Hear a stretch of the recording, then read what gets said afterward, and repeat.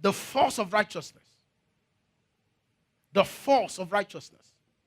Kenneth Copeland in that book took his time to explain the dynamics and the concept of righteousness as far as the Christian is concerned. One of the things you begin to understand when you look at scriptures in the light of the New Testament, you discover that what you call righteousness in the Old Testament is not righteousness in the New Testament. In the Old Testament, we become righteous by what we do or what we don't do. But in the New Testament, we become righteous by accepting what Jesus did on our behalf. That's one part of it.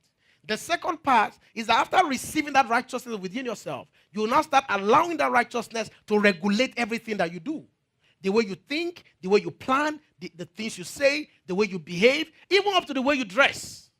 The righteousness of God will now begin to regulate your behavior in the scheme of things. So you now understand that there is righteousness, the gift, and there is righteousness, the responsibility. That in the New Testament, righteousness has two faces. Like every legal coin, the head and the tail. The head is to receive Jesus by faith, and when you come to him, he cleanses you from all unrighteousness, purges your conscience from every dead works to serving the living God. That is, you are cleansed and empowered to serve.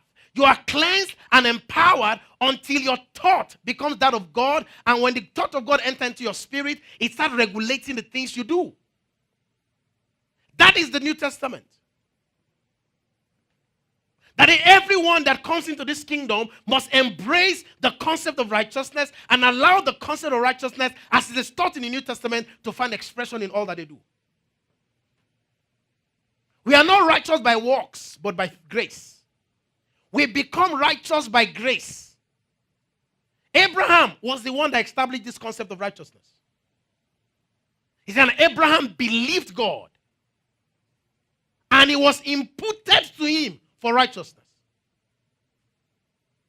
That is, Abraham believed that God was able to give him children from the dead womb of his wife. And because he believed, he became righteous. He became righteous in the sense that he had the audacity to stand before God without any sense of shame, reproach, condemnation, or guilt.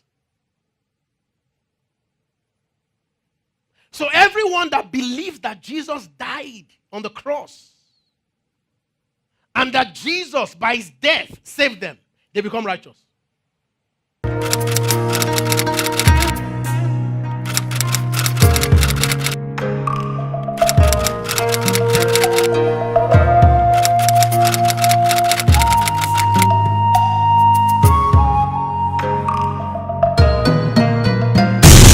Holy Hill Church. Be different.